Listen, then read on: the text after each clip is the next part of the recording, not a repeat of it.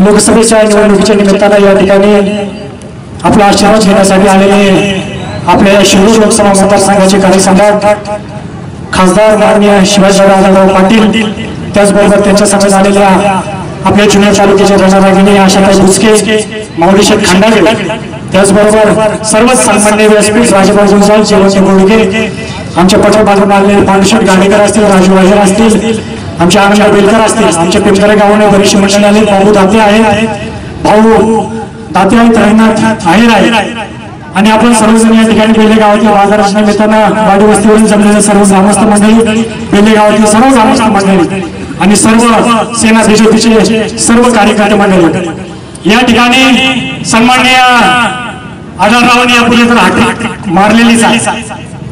आता क्रिकेटचा खेळ आहे, एकदा गोलंदाजी करून झाली आणि आता आमचा हा खेळाडू निश्चितपणे उद्याच्या 29 तारखेला निश्चित स्वरूपाने चौकार सुद्धा या ठिकाणी मारणार आहे.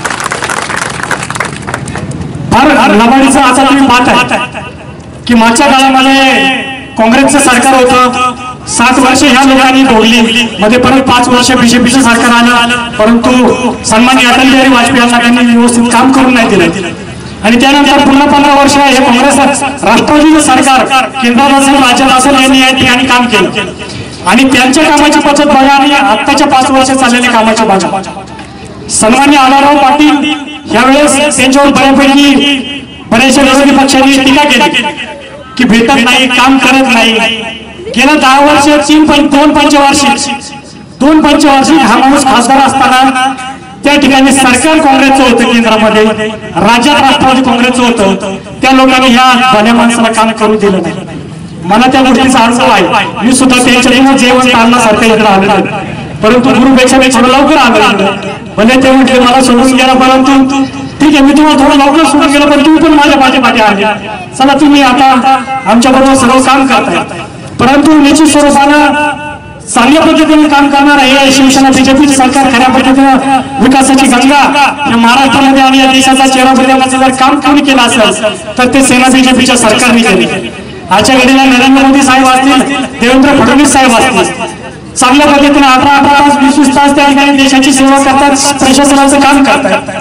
कालच्या घडीला आपण पाहिलं की पुलवामा सारखा हल्ला झाला, भ्याड हल्ला तर पाकिस्तानने आपल्याला केला, जैश ए मोहम्मदने केला, परंतु त्या हल्ल्याला तोडीस तोड उत्तर आपल्या मोदी साहेबांनी दिलं, आपल्या सेना बीजेपीच्या सरकारने दिलं आणि त्यांचे 300 लोक त्यांच्या घरात घुसून आपण मारले. याला म्हणतात 56 इंचाचे साथी. मित्रांनो 60 वर्ष ह्या लोकांनी सरकार चालवलं.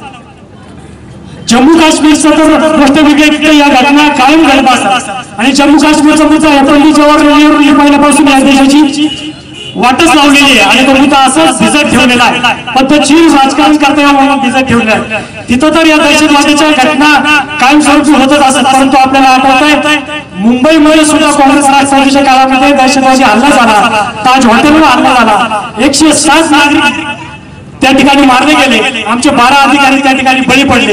त्यावेळेस या सरकारने काय केलं विचारलं जात का पाकिस्तानला? आणि आता कुठेतरी आम्ही सर्जिकल स्ट्राईक केलंय, अख्खं जग वरून सांगतोय, सगळे मीडियावाले पुरावे देतात आणि या हरणांना पुरावे पाहिजे काय? यांना विमानाच्या तोंडावर बांधून मग सर्जिकल स्ट्राईक करायला पाहिजे होतं. मला तरी वाटतं राहुल गांधी शरद पवारांना पहिले विमानाच्या तोंडावर बांधलं पाहिजे पुढच्या वेळेस. निश्चित स्वरूपाने उद्याच्या काळामध्ये आढळराव साहेब आपले खासदार आपल्या सर्वांच्या आशीर्वादाने या ठिकाणी होणार आहे आणि मी आपल्याला आश्वासित करू इच्छितो या ठिकाणी शिवसेनेला यावेळेस केंद्रामध्ये सत्तेचा मोठा वाटा मिळणार आहे आणि त्या वाट्यामध्ये निश्चित स्वरूपाने आपला हा माणूस या देशाचा केंद्रीय मंत्री झालेला असेल. यासाठी नुसती शिवसेना त्यांच्या पाठीमागे नाही तर हा बीजेपीचा कार्यकर्ता सुद्धा त्यांच्या पाठीमागे उभा राहील. हे फार धडपड लोक आहेत मित्रांनो. काँग्रेसचा कालचा जाहीरनामा पाहिला असेल, काय यांचा अजेंडा आहे?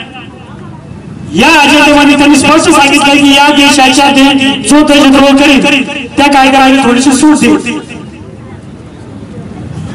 कलम 120 ते रद्द करणार आहे. म्हणजे या देशामध्ये जर कोणी गद्दारी केली या देशाबरोबर ते रद्द करणार आहे. तुम्ही वायनाडचा तमिळनाडूचा अजेंडा तुम्ही पाहिला असेल, ते पहा सगळे जातीवादी शिवसेना बीजेपीला म्हणतात. शिवसेना बीजेपी जातीवादी नाही, सगळ्या जाती धर्मांना एकत्र घेऊन चालणारा हा पक्ष आहे. मग मुस्लिम असेल, अल्पसंख्याक असेल, कुठल्याही महार मान चांभार कुठल्याही जातीचा असो, परंतु जो या देशाची इमान राखतो त्या व्यक्तीच्या मागे, त्या नागरिकाच्या मागे, त्या धर्माच्या मागे उभं राहणारे हे दोन पक्ष आहे. परंतु हे लोकांचं ह्या बाकीच्या जे स्वतःला सेक्युलर समजतात, जे स्वतःला समाजवादी समजतात आणि जे स्वतःला धर्मनिरपेक्ष समजतात, त्यांचा अजेंडा पहा. मुस्लिमांना, मुस्लिम तरुणांना नोकरी संधी, मुस्लिम तरुणांना, बेरोजगार तरुणांना कर्जाच्या सुविधा, हे सगळे यांचे अजेंडा आहे. जातीवाद कोण करते हो? आता काल आमच्या आढळराव दादांच्या विरोधात काय माळी समाजाचं काय त्यांच्याकडनं म्हणजे त्यांचं बोलायचं अर्थाचा गैरअर्थ का तुम्ही जातीवाद करता लोक ते आणि जातीवाद. आता तुम्ही सांगा माळी समाजाचा काही विरोध आहे का? माळी समाजाचे 2 तालुक्यातले प्रमुख नेते दादांबरोबर आहे, दिवसभर वडगाव पासून पाहतो, दोन्ही पण त्यांच्यासाठी किती जातात. जाती पातीचं राजकारण फक्त याच लोकांनी केलं आणि फक्त भरमोक्षेना बीजेपीला केलं. निश्चित स्वरूपाने हे सगळे लबाडीचे धंदे या लोकांनी भरपूर केले आहेत आणि त्यांना पुन्हा एकदा आपल्याला चांगल्या लोकांच्या हातामध्ये या देशाची सत्ता दिली पाहिजे. हे गल्लीबोळाची निवडणूक नाही, ही राष्ट्रीय पातळीवरची निवडणूक आहे. देशाचं कायदेमंडळ घडवणारी लोकसभेची निवडणूक आहे आणि या निवडणुकीच्या निमित्तानं आपला हा शिवाजी दादा निश्चित स्वरूपाने त्या दिल्लीचं तख्त उद्याच्या काळामध्ये राखल्याशिवाय राहणार नाही, मी अशी आपल्याला खात्रीपूर्वक सांगतो. आणि मी आपल्या सर्वांना विनंती करतो की आपण उद्याच्या निवडणुकीमध्ये धनुष्य बाणाच्या चिन्हासमोर बटन दाबून शिवसेना, बीजेपी, आरपीआय, शिवसंग्राम, रासप या सर्व महाआघाडीच्या उमेदवार माननीय शिवाजीदादा आढळराव पाटील यांना या ठिकाणी प्रचंड बहुमताने विजयी करून निवडून द्यावं अशी मी आपल्याला विनंती करतो. या ठिकाणी थांबतो. जय हिंद, जय महाराष्ट्र.